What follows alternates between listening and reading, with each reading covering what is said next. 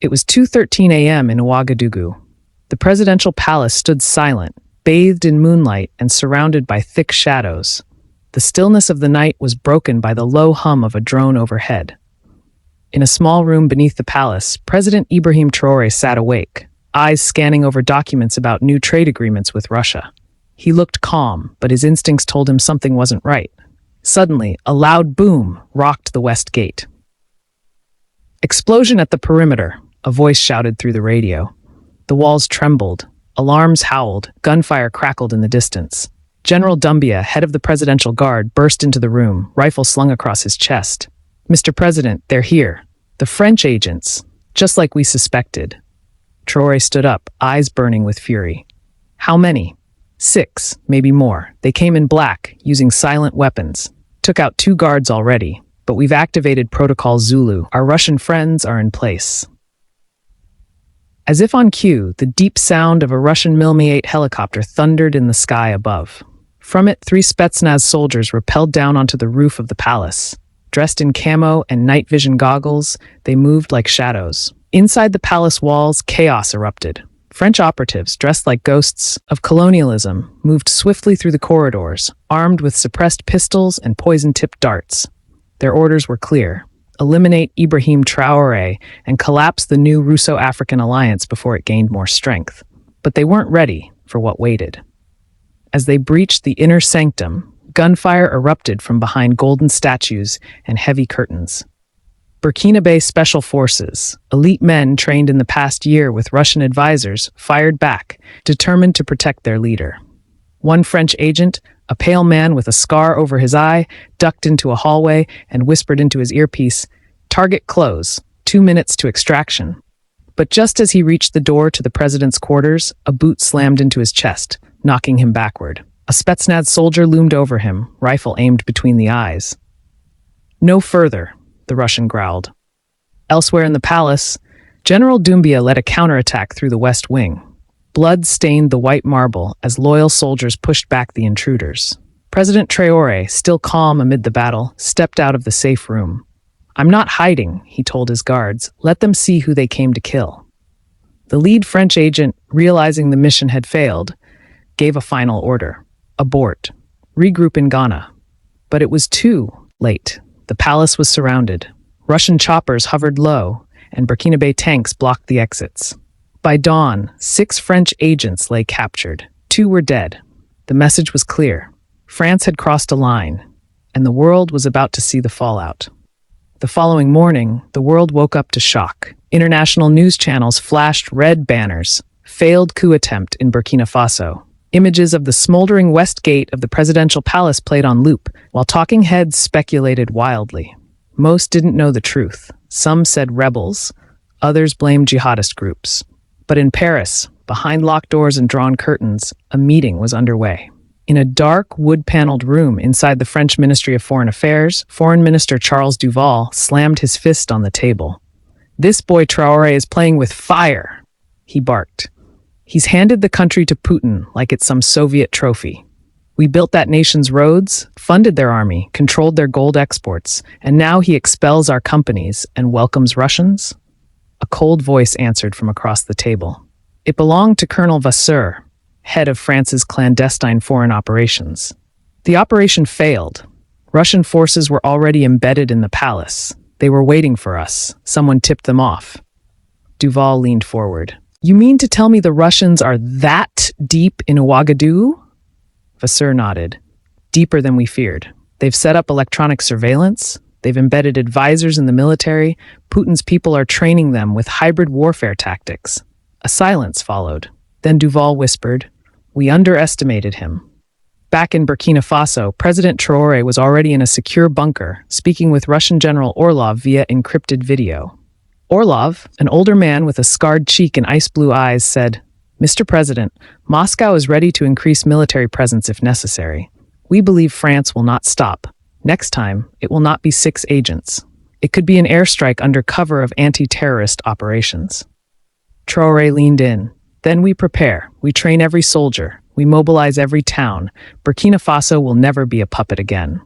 Meanwhile, whispers spread across West Africa. Mali and Niger, already suspicious of French motives, sent secret delegations to Ouagadougou.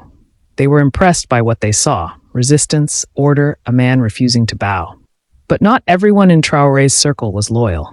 Inside a noisy nightclub near the city outskirts, a young captain from the Air Force, visibly drunk, spoke into a phone. "The Russians are all over the capital. They've even taken over our airbase. You tell Paris they better hurry." Far away, in a quiet office in Abidjan, an unmarked French handler ended the call. A small smile crossed his face. The snake wasn't done biting. The game had just begun. At the edge of Burkina Faso's northern desert, near the border with Mali, a convoy of Russian armored vehicles kicked up plumes of dust.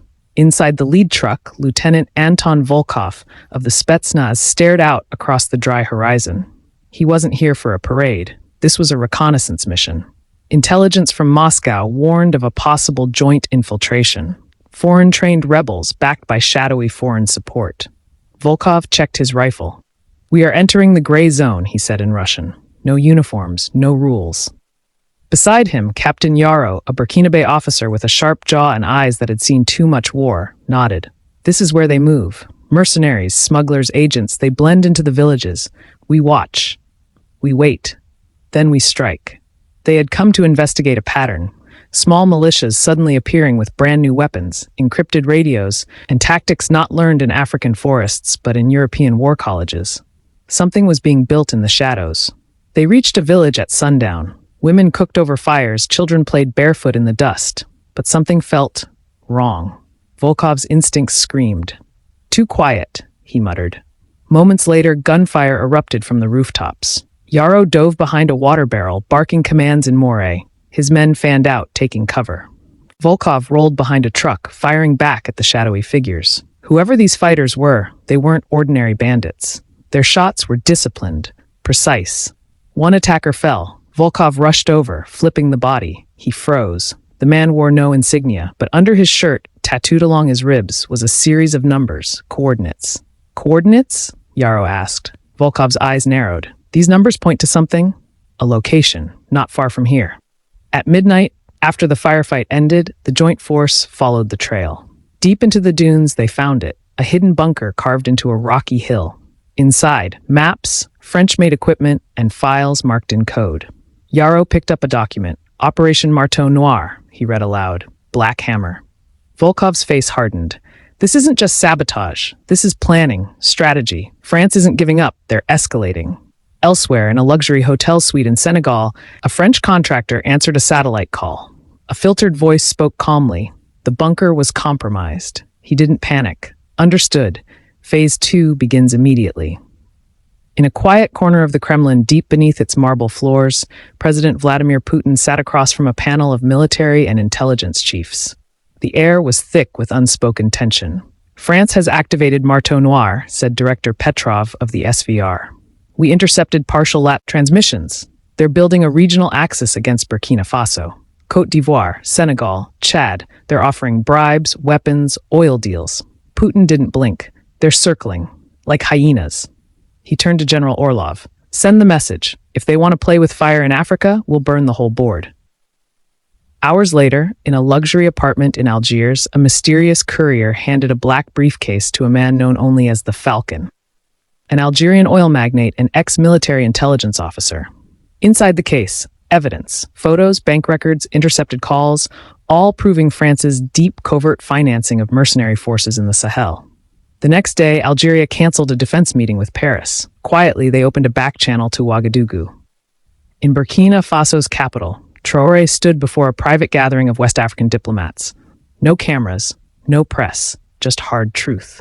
"I know why some of your leaders are afraid," he said calmly. "They fear the end of the old order. They fear the loss of French support.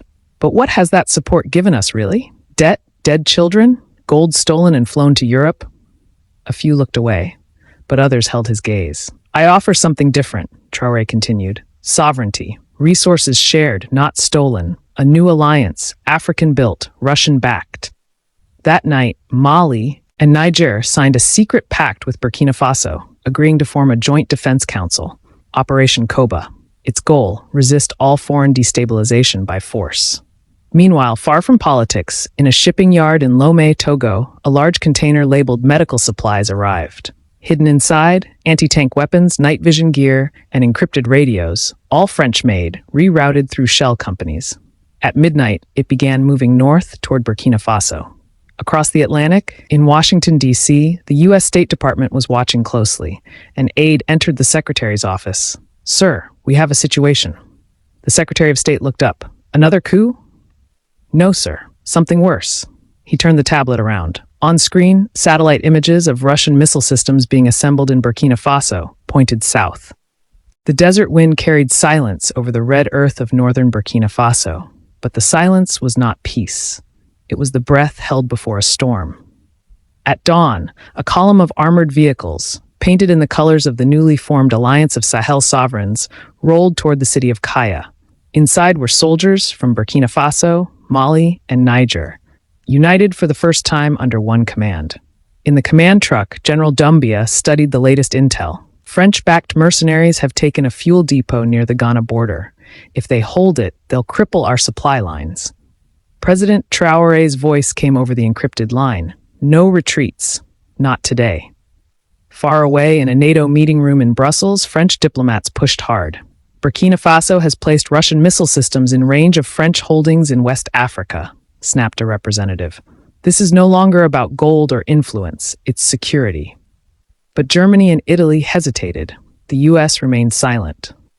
There was a growing feeling that France's age of dominance in Africa had run its course, and not everyone wanted to fight to preserve it. At noon, Russian radar crews in Burkina Faso picked up movement. French reconnaissance drones entered restricted airspace. Within minutes, air defenses locked on. "Do not fire," Volkov ordered. "Let them see we're watching." But an hour later, the red line was crossed. A precision French strike hit a supply convoy headed for Dori. 3 soldiers were killed. It was a direct violation of international airspace, deniable but obvious. Traoré held an emergency war council beneath the capital. Maps, live feeds, intercepted chatter filled the room. His generals were angry. "Let us strike their base in Ivory Coast. Let them taste fear," one shouted. But Traoré raised his hand. "No, not a war, a message." That night, a covert unit of Burkinabe and Russian special forces slipped across the border into Ghana. Their mission, capture, not kill. By morning, they had taken control of a hidden French outpost, one that officially did not exist. Computers, weapons, documents, all intact. They uploaded everything. Within hours, leaked footage hit the internet, videos of French agents training militants, supplying arms, discussing assassination plans. The world reacted with outrage. African youth across the continent took to the streets, waving flags of the Sahel Alliance and burning colonial symbols. Hashtags like New Africa Rises and Traoré the Lion trended globally. Under pressure, France's parliament ordered a withdrawal from non-essential West African operations. The president, red-faced before the press, denied involvement, but the damage was done. 1 week later, in a historic summit in Bamako, the Sahel Alliance signed the Kaya Declaration, a new charter for military and economic unity, free from all foreign control. President Traoré stood at the podium. "No empire falls in silence, but let this be clear. Africa will no longer kneel. We will trade, not serve. We will defend, not surrender. And we will remember who tried to stop us." The crowd roared. Above them, no drones flew, only eagles.